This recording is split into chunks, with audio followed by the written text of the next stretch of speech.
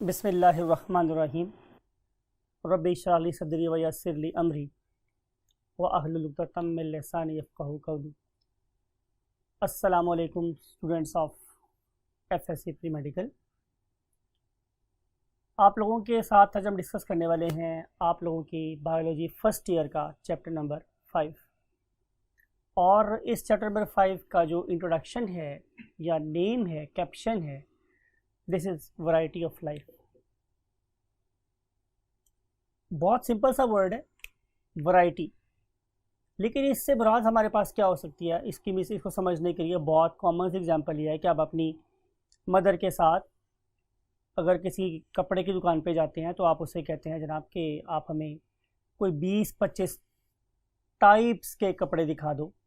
तो वो दुकानदार क्या करता है, आप लोगों के सामने 20-25 थान खोल के कहता है जनाब देखिए ये मुख्तलिफ़ किस्मों के कपड़े हैं, थान है आप लोगों के पास। सो वो बेसिकली आप लोगों को डिफरेंट वैरायटीज़ दिखा रहा होता है कपड़े की।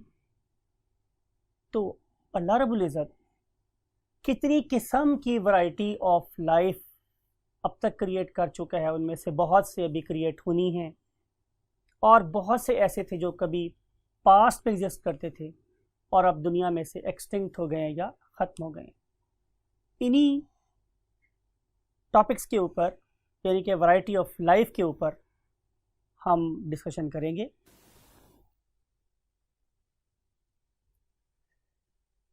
जी स्टूडेंट्स, आप लोगों के ख्याल में अगर हम वैरायटी ऑफ लाइफ की बात करें, mean different types of life की बात करें, तो आपके ख्याल में अब तक कितनी किस्म के प्लांट्स और एनिमल्स हमने डिस्कवर कर लिए होंगे?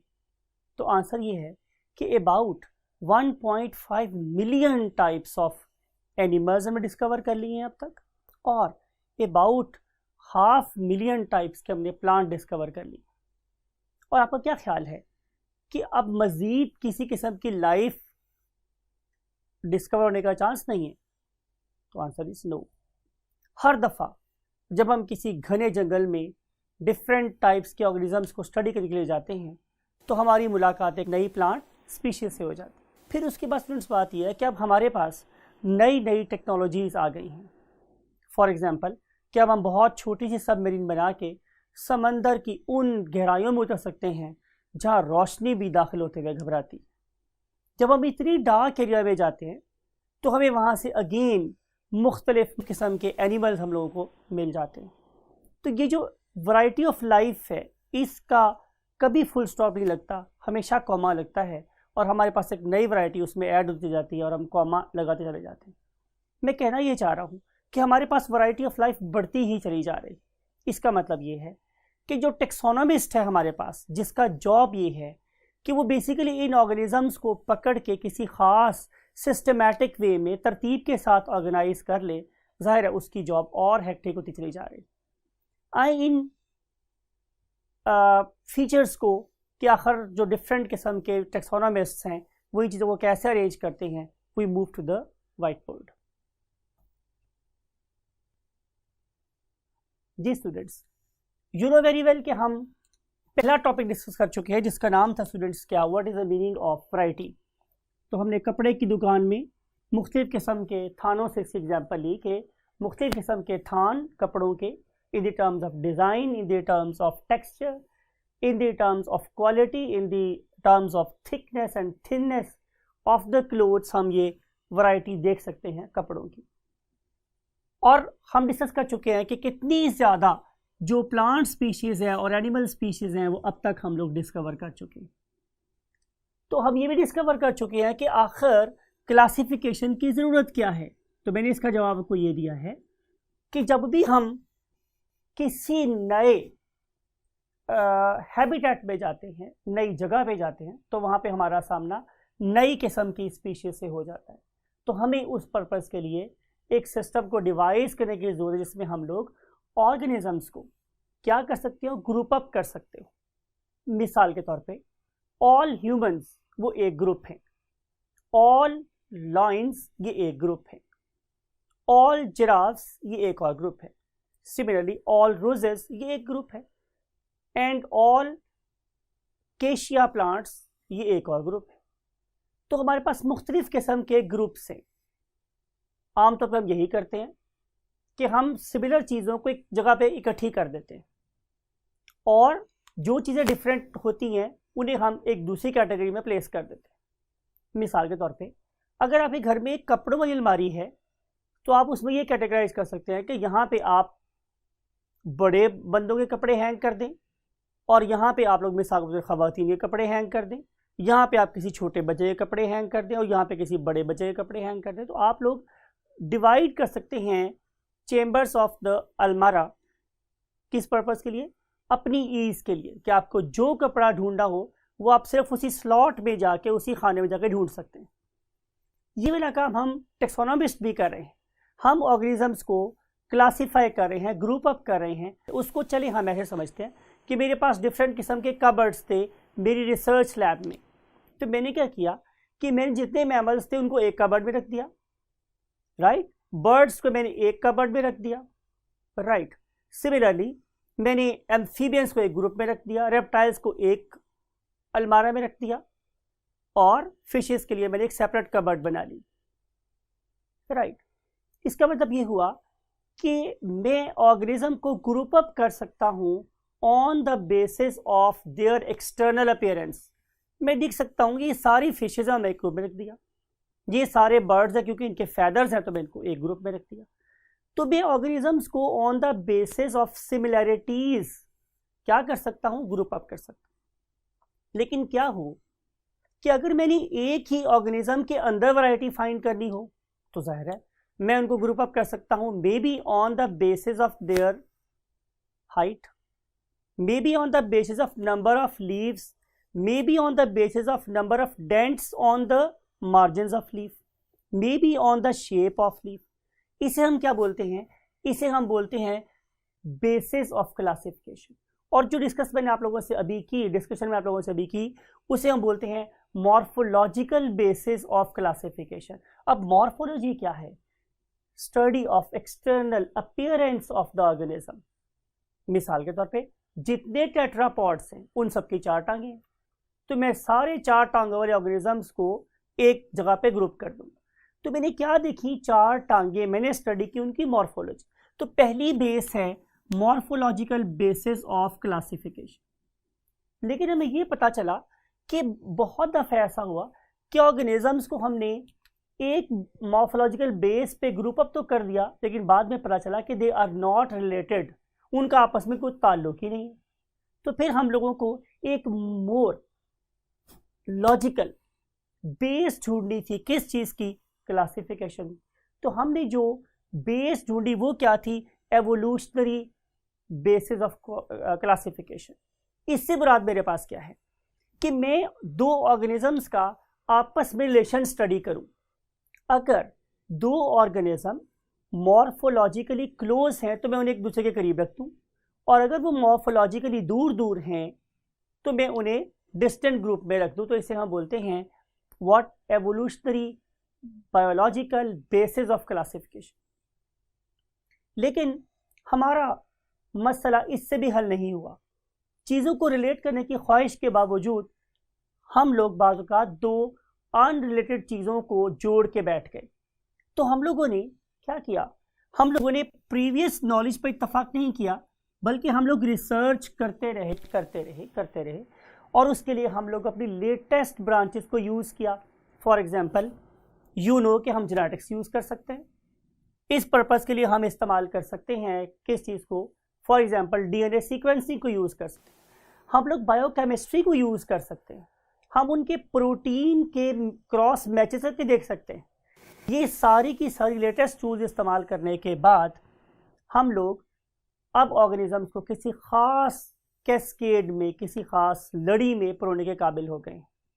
लेकिन ऐसा भी हो सकता है कि आने वाले इंसान आने वाले दौर में हमारे नॉलेज से ज़्यादा स्ट्रॉन्गर नॉलेज ले लें और वो हमारी क्लासिफिकेशन के मेथड को और इम्प्रूव कर लें। सो scientific research never stops, it always place a semicolon, एक सेमीकोलन लगाती है और बात को अधूरी छोड़ देती है। और ये कभी हम लोग नहीं कहते कि हमारी स्टेटमेंट हतमी और आखिरी है। अगर रिसर्च की बेसिस बढ़ती चली जाएंगी तो जाहिर है एवोल्यूशन और नॉलेज की बेसिस भी बढ़ती चली जाएंगी, और हमारी एबिलिटी ऑर्गेनिज्म को क्लासिफाई करने की, उनको जानने की, उनको समझने की सलाहियत भी हमारी बढ़ती चली जाएगी। So even using latest knowledge हम लोग इस्तेमाल कर सकते हैं what classification, basis of classification. अब अगला सवाल हमारे पास ये है स्टूडेंट्स कि हमारी क्लासिफिकेशन के रैंक्स हैं डिफरेंट। जैसे मैंने आप लोगों के लिए कैपको KPCO लिखा हुआ है और FGS लिख के रखा हुआ है, federal government school system for example. तो इसमें ये डिफरेंट बेसिस है क्लासिफिकेशन। फॉर एग्जांपल किंगडम, ये सबसे बड़ा ग्रुप है क्लासिफिकेशन का। ये किसके मिलने से बना हुआ है? P stands for phyla. जब बहुत से फाइला आपस में मिलेंगे तो वो एक बना लेंगे व्हाट? किंगडम।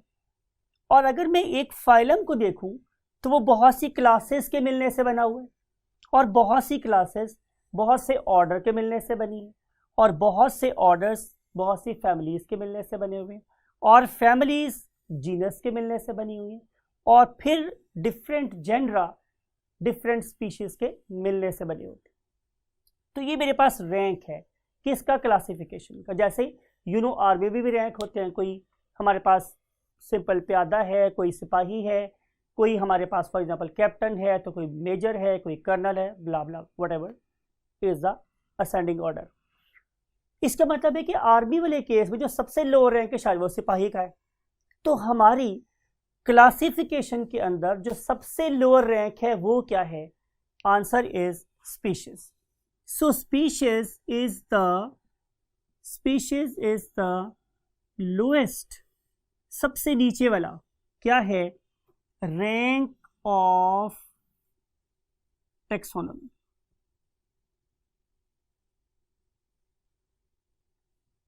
अगर हम ये बात मान लेते हैं कि टेक्सोनॉमी का या क्लासिफिकेशन का जो सबसे लोअर रैंक है, हम कह सकते हैं फर्स्ट फुटस्टेप अगर स्पीशीज है, तो फिर व्हाट इज अ स्पीशीज?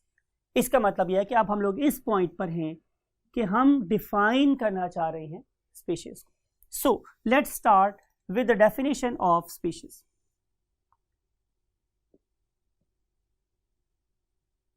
अब स्पीशीज क्या है? स्पीशीज स्टूडेंट्स अंडरस्टैंड करने वाली बात है कि मैं आपको ये 3 डिफरेंट स्टेप्स में बताऊंगा। तो सबसे पहली बात वही है कि हम लोगों ने जब स्पीशीज को डिफाइन करना शुरू किया तो हमने सबसे पहली बात यही की थी कि हम मॉर्फोलॉजिकल बेसिस को यूज करेंगे टू डिफाइन द स्पीशीज। तो लिहाजा मैंने सबसे पहले यही वर्ड यूज किया कि ग्रुप ऑफ मॉर्फोलॉजिकली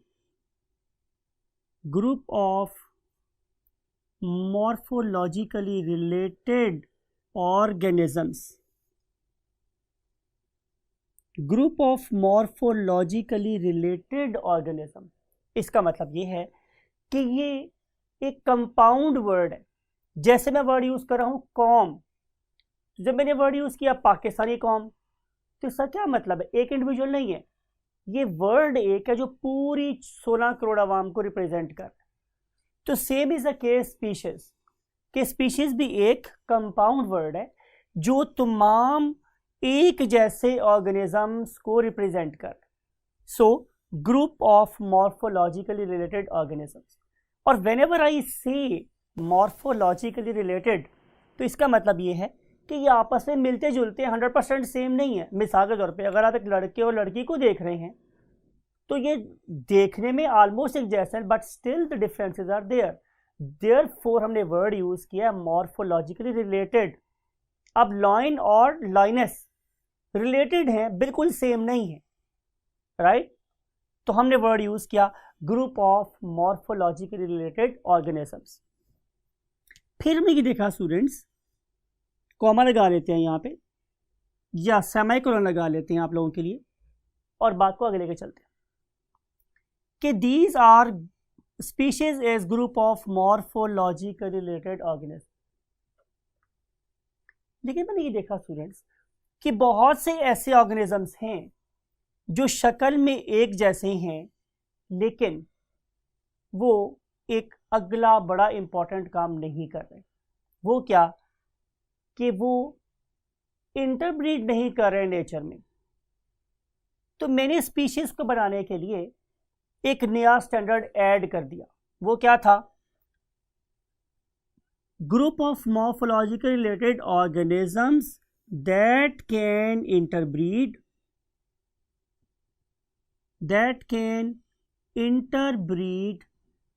एक वर्ड आप लोगों के लिए बोल रहा हूं मैं, उसे अंडरलाइन भी कर रहा हूं, इंपॉर्टेंट बात है, फ्रीली इन नेचर, जो हमारी नेचर में फ्रीली इंटरब्रीड कर सके। अब इंटरब्रीड का मतलब क्या है? इसका मतलब ये है कि वो रिप्रोड्यूस कर सके, राइट? अब अगली बात इससे भी इंपॉर्टेंट है, वो ये कि अगर एक ऑर्गेनिज्म इंटरब्रीड कर रहा है नेचर में फ्रीली, इससे मुराद क्या है? इससे मुराद ये है कि हमने उसे कैद नहीं किया हुआ। We are not compelling these organisms to carry out reproduction freely. Nature खुद आजाद है, रिप्रोड्यूस कर सकते हैं। क्यों? इसका आंसर स्टूडेंट्स ये है कि अगर मैं दो ऑर्गेनिजम्स को जो आपस में रिलेटेड नहीं भी हैं, अगर मैं उन्हें कैप्टिविटी में रखूं और कैप्टिविटी में रखने के बाद मैं उनकी हार्मोन थेरेपी कर दूं, तो मैं उन्हें कंपेल कर सकता हूं कि वो रिप्रोड्यूस करें। अगर वो रिप्रोड्यूस करवाएं हम लोग उनको, तो प्रॉब्लम ये आती है कि जो ऑर्गेनिज्म प्रोड्यूस होता है ये फर्दर ऑर्गेनिज्म प्रोड्यूस नहीं कर सकता। मीन टू से कि ये फर्टाइल नहीं होता, ये स्टेराइल होता है। आप लोग ग्रेड 9 में इस बात की एग्जांपल पढ़ चुके हैं कि अगर मैं एक हॉर्स का और एक फीमेल डॉगी का क्रॉस कराऊं, तो उसके रिजल्ट में मेरे पास जो ऑर्गेनिज्म प्रोड्यूस होता है उससे हम लोग खच्चर या म्यूल कहते हैं। अब नॉर्मली घोड़ा और घोड़ी रिप्रोड्यूस करते हैं, डंक मेल और फीमेल डंकी आपस में प्रोड्यूस करते हैं, लेकिन हॉर्स और डंकी रिप्रोड्यूस नहीं करते।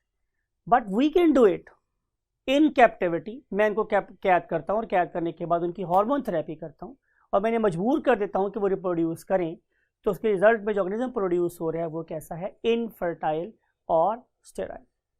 सो हम लोगों ने इस डेफिनेशन को कंप्लीटली अंडरस्टैंड कर लिया। इसको हम लिखते हैं कि group of morphologically related organisms that can interbreed freely in nature to produce, फिर कॉमा लगा रहा हूं मैं, टू प्रोड्यूस फर्टाइल ऑर्गेनिजम्स, यानी कि इनको ऐसे ऑर्गेनिज्म प्रोड्यूस करने हैं जो फर्दर रिप्रोड्यूस कर सकते हो या अपने जैसे और ऑर्गेनिज्म प्रोड्यूस कर सकते हो, राइट? तो ये थी हमारे पास स्पीशीज की डेफिनेशन। ऐसे ऑर्गेनिज्म जो शक्ल सूरत के एतबार से बिल्कुल एक जैसे हैं, जो एनवायरनमेंट में फ्रीली रिप्रोड्यूस कर सकते हैं, और अगर वो कैप्टिविटी में उनको रख के कैद में रख के रिप्रोड्यूस करवाया जाए तो वो कभी भी फर्टाइल ऑर्गेनिज्म प्रोड्यूस नहीं करेंगे। इसलिए they should reproduce freely in nature and they should produce fertile organism. तो जो group of morphological related organism in तीनों क्राइटेरिया को मीट करेगा, हम उन तमाम को क्या बोलेंगे? एक स्पीशीज, राइट? अगली बात, मैंने आपसे बोला था कि अगर ये मेरे पास एक है स्पीशीज ए, राइट, और ये है मेरे पास एक स्पीशीज बी, और ये है मेरे पास एक स्पीशीज सी। अब ये मेरे पास तीन डिफरेंट स्पीशीज, अगर मैं इन तीन डिफरेंट स्पीशीज को, ये ज़्यादा भी हो सकती हैं, 4 भी, 5 भी, 6 भी हो सकती हैं, इनको मैं मिला के एक बड़ा ग्रुप बनाना चाहूँ, तो स्टूडेंट्स वो जो बड़ा ग्रुप मेरे पास बनेगा ये वाला, उससे मैं नाम देता हूँ व्हाट? जीनस। सो ये मेरे को स्टार्ट में दे चुका हूँ पहले से कि species combine together to give genus, right? तो ये जो बड़ा बॉल बन गया है मेरे पास, ये रिप्रेजेंट कर रहा है तीन डिफरेंट स्पीशीज के ग्रुप को, उसे हम नाम देते हैं जीनस। अब ऐसा भी हो सकता है कि मेरे पास एक और, फॉर एग्जाम्पल ई, एफ और जी, ये मेरे पास और तीन डिफरेंट टाइप की स्पीशीज हैं, ये एक और जीनस बना रही हूं, राइट? फिर मेरे पास फॉर एग्जाम्पल एक्स, वाई और जी, ये एक और टाइप की क्या है? स्पीशीज है। और इनके मिलने से एक और जीनस बन सकते हैं। अब अगर मैं इन जीनस को मिला के एक बड़ा ग्रुप बनाना चाहूँ जो इससे डेफिनेटली बड़ा होगा, समथिंग लाइक इट, तो इस बड़े ग्रुप को मैं क्या नाम दूंगा? इसे मैं नाम दूंगा स्टूडेंट्स व्हाट? फैमिली।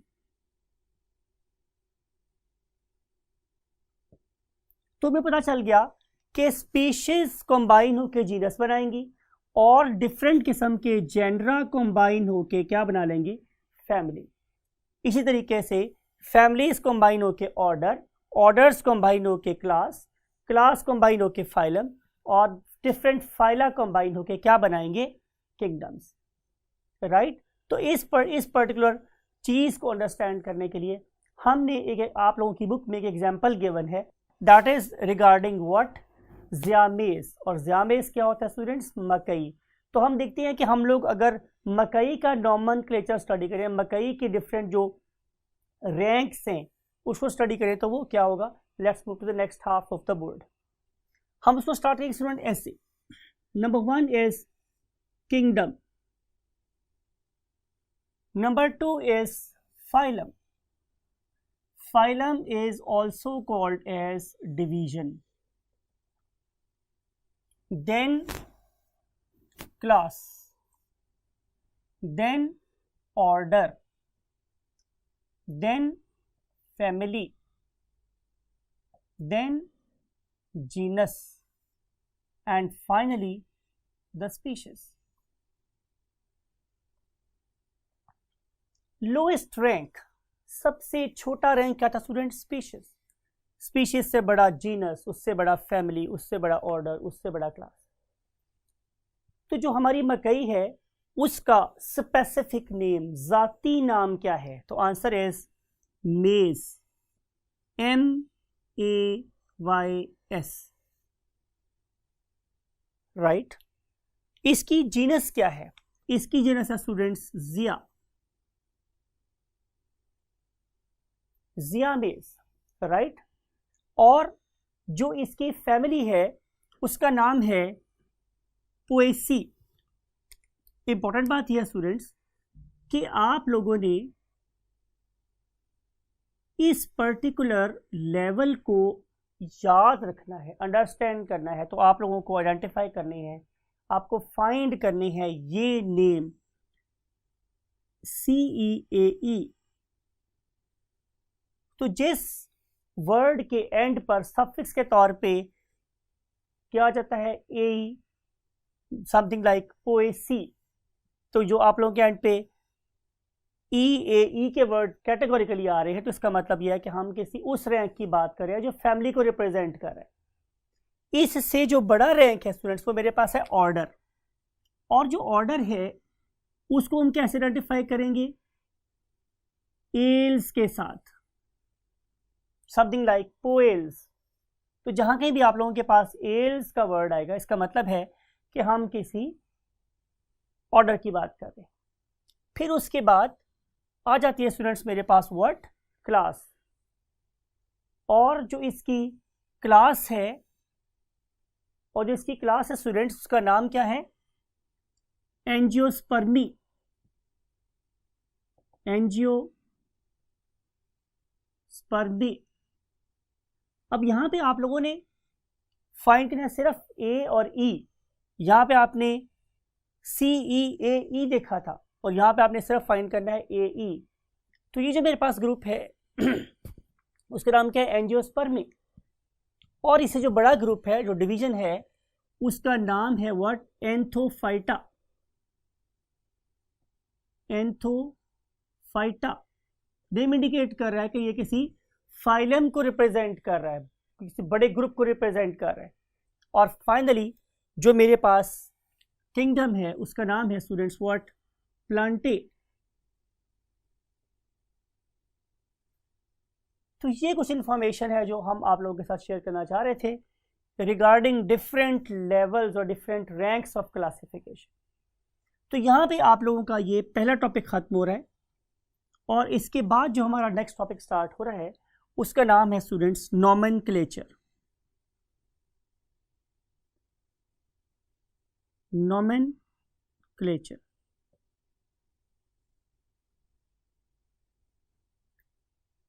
नॉमेनक्लेचर से मुराद ये है कि हम नाम कैसे दें चीज़ों को। ज़रा आपको हिस्ट्री में लेकर चलते हैं। हिस्ट्री में ऐसा होता था स्टूडेंट्स कि मेरे पास बाज़ औक़ात एक चीज़ थी और हमने उसको डिफरेंट इलाकों में डिफरेंट नाम दे रखे थे, राइट। और ऐसा भी हो सकता था। दूसरा केस क्या है कि मेरे पास एक ही नाम है और वो मैंने मुख्तलिफ चीज़ों को असाइन किए हुए। ज़रा समझते हैं इसको डायग्राम के साथ। इस वाले केस में ऑर्गेनिज्म एक है, ऑर्गेनिज्म मेरे पास एक है और इसको मैं एक्स भी कह रहा हूँ, इसको मैं वाई भी कह रहा हूँ, इसको मैं जी भी कह रहा हूँ। ऑर्गेनिज्म एक ही है। लेकिन दूसरा केस मेरे पास क्या है, वो जैसे डिफरेंट केस है। इस वाले केस में मेरे पास 3 डिफरेंट ऑर्गेनिज्म है। फॉर एग्जांपल डी, ई और एफ, ये मेरे पास डिफरेंट किस्म के ऑर्गेनिजम्स हैं, लेकिन इन सबको मैं एक ही नाम से पुकारता रहा हूं, से जे। तो ये दोनों चीजें गलत है कि भाई मैं एक ही ऑर्गेनिज्म को डिफरेंट नाम क्यों दे रहा हूं, या मैं डिफरेंट ऑर्गेनिजम्स को एक ही नाम क्यों दे रहा हूं। तो इस चीज को अंडरस्टैंड करने के लिए आप लोगों की बुक में उन्होंने एग्जाम्पल दी हुई है स्टूडेंट्स, नंबर 1 पे प्याज की। फॉर एग्जाम्पल आप लोग अनियन की बात करें, दिस पर्टिकुलर अनियन। अब इसके डिफरेंट डिफरेंट नाम हो सकते हैं, जैसे अभी इंग्लिश में हम इसको अनियन बोल रहे हैं, और अगर हम उर्दू में इसको बात करें तो हम लोग इसे प्याज बोलते हैं। अगर आप इसे पंजाबी में देख लें, जो हमारे नॉर्मल सेंट्रल पंजाब में बोली जाती है, तो हम लोग इसे गंडा भी कह देते हैं। हाँ जी, गंडे ले आ दो, गंडे, गंडा, राइट।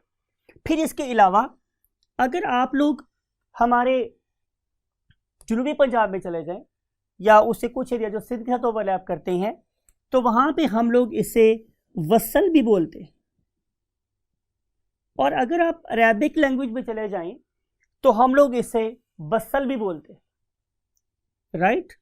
तो आपको नजर आ रहा है स्टूडेंट्स कि मेरे पास ऑर्गेनिज्म एक ही है और मैं उसको प्याज भी कह रहा हूं, गंडा भी कह रहा हूं, वसल भी बोल रहा हूं, बसल भी बोल रहा हूं, तो जाहिर है कि गलत बात है। इसी तरह की और एक और एग्जाम्पल जो आप लोगों की बुक में गिवन है, उसका नाम है अमलतास। उस ऑप्शन मेरे पास क्या है, अमलतास।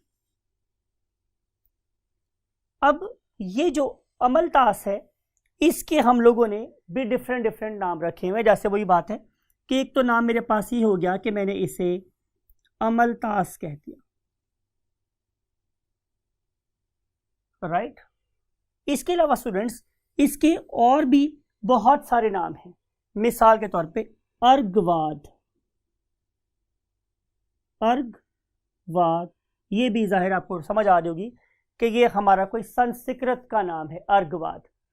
फिर गुरमाला या गुर्वमाला, ये भी आपको नजर आता है कि डेफिनेटली हमारे ही किसी हिंदुस्तान के किसी एरिया का नाम हो सकता है। फिर अगर आप इसे इंग्लिश में देखें तो लोग इसे गोल्डन शार के नाम से या शॉवर के नाम से भी जानते हैं। तो ये इसका एक और नाम है। तो आपको नजर आ रहा है कि प्लांट एक ही है और उसके मैंने मुख्तलिफ मुख्तलिफ नाम रखे हुए। अब हम स्टडी कर रहे हैं स्टूडेंट्स केस नंबर 2, यानी कि ऑर्गेनिज्म तो डिफरेंट है लेकिन मैंने उसको नाम एक ही असाइन किया हुआ है। There is only one name, that is A J. We have got D, E and F organisms, but we are calling them with the same name. For example, अगर आप लोगों के पास एक ऑर्गेनिज्म में लिख रहा हूं, नाम लिख रहा हूं ब्लूबेल, ब्लूबेल, तो ये मैंने हर उस प्लांट को कह दिया जिसकी शक्ल बेल जैसी थी और उसका रंग ब्लू था। अब इसमें मैंने कंसीडर ही नहीं किया इस बात को कि इसमें नंबर ऑफ सेपल्स कितने हैं, इसमें नंबर ऑफ पेटल्स कितने हैं, उनकी पेटल्स का साइज कितना है, क्या उसमें कोई फ्रेग्रेंस है या नहीं। तो मैंने किसी चीज़ को कंसीडर ही नहीं किया। मैंने सिर्फ ये देखा कि जनाब रंग नीला है, शक्ल बैल जैसी है तो नाम लगा दो ब्लू बेल। सो हमारे फोर फादर्स ने इस रेफरेंस से ब्लू बेल को गलत नेम यूज किया हुआ था। Same is the case hair कि अगर आप लोग गूगल इमेजेस पे जाके ब्लैक बर्ड को टाइप करें, किसको टाइप करें स्टूडेंट्स? ब्लैक बर्ड को, तो आपको नजर आएगा कि हर वो परिंदा जिसका रंग काला था हमने उसको उठा के इसी कैटेगरी में फॉल करवा दिया। हालांकि ये वाली बात भी गलत है, राइट? मिसाल के तौर पे अगर आप देखें तो जो अबाबील है उसका रंग भी वैसा ही है, और अगर आप लोग हमारे लोकल क्रो है आप उसको देखें, या आप लोग जो हिली एरिया का क्रो है उस सबको देख लें, हम एक ही नाम से पुकार रहे होते। तो ज़रूरत इस बात की थी कि हम लोग एक स्पेसिफिक लॉजिकल ग्राउंड्स प्रोवाइड करें किस चीज़ की, नॉमेनक्लेचर की। तो हमें एक ऐसे सिस्टम की ज़रूरत थी जो इन तमाम एरर्स को रिमूव कर सकता हो।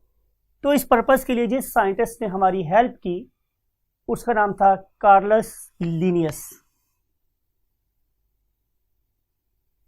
कार्लस लीनियस, ये साइंटिस्ट की जो जिंदगी थी 707 में स्टार्ट हुई और 1778 तक ये साइंटिस्ट जिंदा रहा।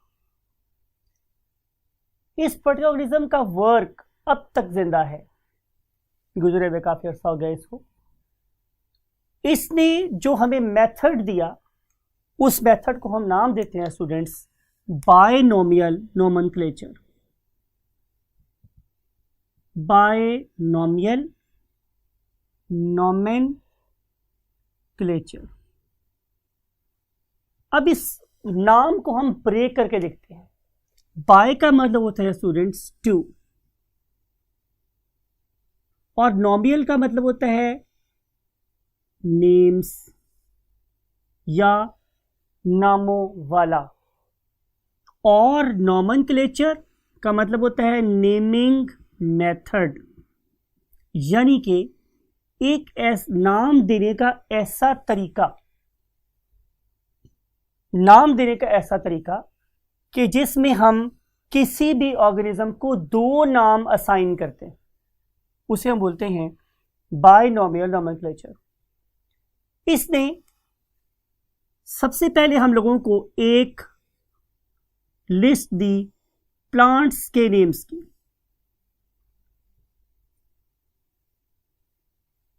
ईयर वॉज 1753, यानी कि इसने अपनी जिंदगी में बहुत से प्लांट्स को स्टडी किया, और स्टडी करने के बाद on the basis of their characteristics उसने प्लांट्स की एक लिस्ट हमें प्रोवाइड की जिसके अंदर हर प्लांट को दो नाम दिए गए थे। फिर 5 साल बाद यानी कि 1758 में इसी बंदे ने हमें एनिमल्स के नाम की लिस्ट दी, यानी कि उसने डिफरेंट एनिमल्स पे काम किया और उसने हमें उनको नाम दिए, नाम देकर दिखाए कौन से, दो दो नाम। फिर उसी ने हमें ये वाली बात बताई स्टूडेंट्स कि जब आप किसी ऑर्गेनिज्म को दो नाम असाइन करेंगे तो याद रखना है आप लोगों ने कि जो पहला नाम है, पहला नाम वो कैपिटल लेटर से स्टार्ट होना चाहिए, जो पहला नाम है, और जो दूसरा नाम है इसका it should start with the lower case letter, lower case letter से स्टार्ट होना चाहिए, राइट। और जो कैपिटल से स्टार्ट होने वाला नाम है वो उसका अपना नाम ना हो, वो उसका खानदानी नाम हो, और इसे हम बोल रहे हैं जेनेरिक नेम। और जो लोअर केस लेटर स्टार्ट होने वाला नाम है वो उसकी जाती सलाहियतों की बेस पे कोई नाम होना चाहिए, तो हम उसे बोल रहे हैं specific name. So each name consist of 2 names, number 1 generic name and number 2 specific name. मिसाल के तौर पे अगर ये मेरे पास एक मोहतरम गुलाब साहब हैं, रोज है, तो उसके लिए जो हम वर्ड यूज करते हैं जेनेरिक नेम के तौर पे वो है रोजा, तो मैंने यहाँ पे उसका कैपिटल नेम लिख दिया, कैपिटल लेटर से स्टार्ट हुआ नाम लिख दिया, उसका नाम क्या था, रोज़ा। भाई गुलाब तो ये है, ये कौन सा गुलाब है? आपको पता है हमारे पास बहुत सी वैरायटीज हैं गुलाब की भी, तो मैंने लिखना है स्पेसिफिक नेम। फॉर एग्जाम्पल मैंने लिखा रोज़ा इंडिका, यानी कि ये मेरे पास वो वाला गुलाब है जो हमारे बरे सगीर पाक हिंद में पाया जाता है। इस बरे सगीर पाक हिंद के रोज़ अगर आप देखें तो ये साइज में छोटा है, जल्दी मुरझा जाता है, लेकिन इस जैसी खुशबू दुनिया में आपको किसी गुलाब में नहीं मिलेगी। फिर अगर आप लोग इसकी एक और स्पीशीज देखें, उसका नाम है रोज़ा अमेरिकाना। इसे आम तौर पे जो नर्सरी के लोग हैं अमेरिकन गुलाब के नाम से जानते हैं। गुलाब बहुत बड़े साइज का है, बहुत देर से मुरझाता है, स्मेल कोई नहीं। तो आप इसके साइज से और स्मेल से इनकी दो डिफरेंट स्पीशीज को सेपरेट कर सकते हैं। फिर मेरे पास एक और गुलाब है, राइट, और ये जो मेरे पास गुलाब है इसका कलर वाइट है, तो मैंने इसको इस फीचर की बेस पे लिख दिया रोज़ा एल्बा। एल्बा का मतलब होता है वाइट। फिर मेरे पास एक और रोज है, उसको मैं लिखा रोज़ा नाइग्रा। इसका मतलब यह है कि ये एक काला गुलाब है, राइट। तो ये हुआ मेरे पास स्टूडेंट्स एक सफ़ेद गुलाब और ये हो गया काला गुलाब। तो आपने देखा कि ये नेम उसकी जीनस को रिप्रेजेंट कर रहा है, उसकी मेन ग्रुप को रिप्रेजेंट कर रहा है, और जो सेकंड नेम जिसे मैं स्पेसिफिक नेम बोल रहा हूं ये उसके इंडिविजुअल प्रॉपर्टीज को रिप्रेजेंट कर रहा होता है। Same is a case with all sort of cats. अब जितनी भी मेरे पास कैट्स हैं उनको हम हमेशा फेलिस से शुरू करते हैं, राइट। तो जो फेलिस है वो कैट्स का जेनेरिक नेम है। फिर उसके बाद हम आगे डिफरेंट उसकी स्पीशीज को इंडिकेट कर सकते हैं, और जिससे हमें पता चलेगा कि ये बहरहाल नाम दो हिस्सों में मुश्तमिल करता है। फॉर एग्जाम्पल फेलिस डोमेस्टिकस और फेलिस डोमेस्टिका, ये हमारी घरेलू बिल्ली का नाम है फेलिस डोमेस्टिका, और जो फेलिस लियो है ये हमारे शेर का नाम। तो आपने ये देखा कि हमने पहले नाम रिप्रेजेंट किया उसकी जीनस को और सेकेंड नाम रिप्रेजेंट किया उनकी अपनी किसी प्रॉपर्टी की बेस पे। तो इस मेथड को हम नाम देते हैं students binomial nomenclature. I hope कि इतनी सारी एग्जांपल्स के बाद आप लोगों को इस लेक्चर की जो बेसिक रिक्वायरमेंट्स हैं वो पूरी हो गई होंगी। इसके लिए अब आप फर्दर डिटेल स्टडी करने के लिए you should go through the all examples that is given in this topic, because you know कि हम पंजाब टेक्स्ट सिस्टम में, लाहौर बोर्ड के सिस्टम में हम आप लोगों से किसी भी चीज़ का साइंटिफिक नेम पूछ सकते हैं और कोई भी आप लोगों से ईयर पूछ सकते हैं। So be confident, have the concept and go through the book and score marks. God bless you. अल्लाह हाफिज़।